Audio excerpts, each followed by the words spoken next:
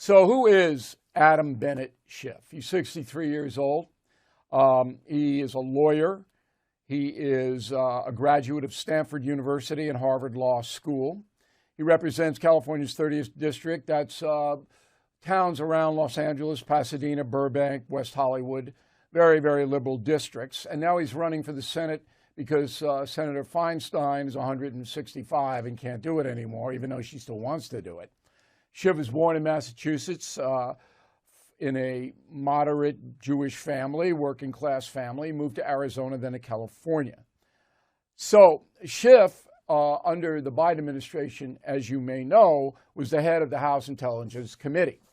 And from that perch, which is a very important job for all of us in America, Schiff used his power and position to try to create chaos within the Trump administration. Go.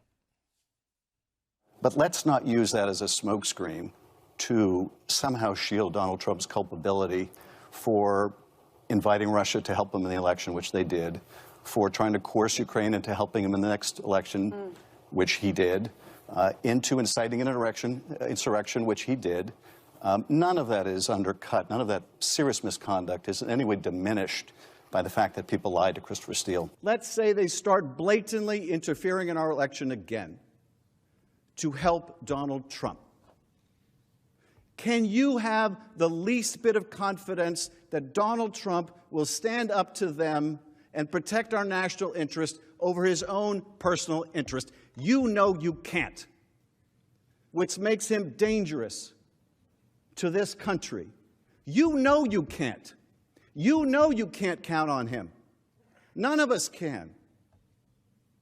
None of us can. Okay, so Schiff was saying there that Russia, of course, was interfering in our elections and Trump was letting them, and that's blown out of the water. It's not true. It's never been true. There's never any evidence. You'll remember that Schiff said at one point he had incontrovertible evidence. He did not, on and on and on and on.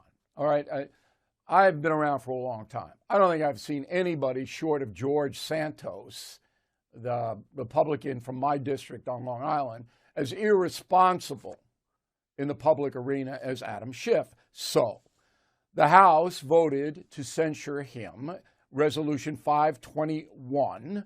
And what does that mean? It really doesn't mean anything. It's a formal reprimand by the House to punish misconduct, but it's not expulsion or anything like that.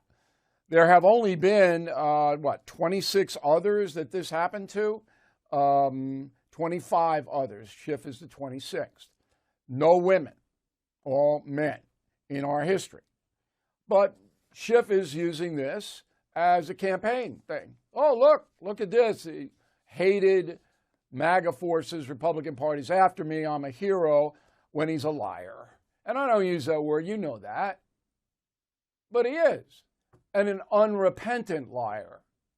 He gets up there using his position to make all these accusations that have all now proved to be false, doesn't take it back, no due process, doesn't afford anybody any due process. I mean, he is just a heinous individual.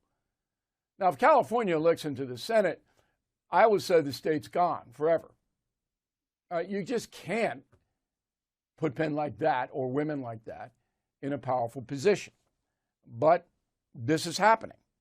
And the final thing in this memo, you should know, because some of you root for right-wing extremists. I get letters every day. Some people who watch me, and millions do, and listen to me on the radio, root for right-wing extremists. You watch them, you consume what they put out, you like them. There's no difference. There's no difference. Okay? When you're an extremist like Adam Schiff is, you don't care about the truth, you don't care about the folks, you don't care about the country at all. You're advancing your own personal agenda. So my advice, and it's given in the spirit of collegiality, is to just step back when you hear extreme statements that are not backed up by any facts. I know we live in the United States conspiracy, and I know it's a fun hobby for people, but come on. There comes a point where responsible Americans stand up for your country, people, all right? team normal have got to reject the extremism. The extremism is bringing this country down. Yes, it's progressive extremism now. That's what's in play. And I'm going to demonstrate that tonight all day long. All right? It's the progressives who are harming the country the most. But there are extremists on the other side. And if you are embracing them, I think you need to rethink that. And that's the memo.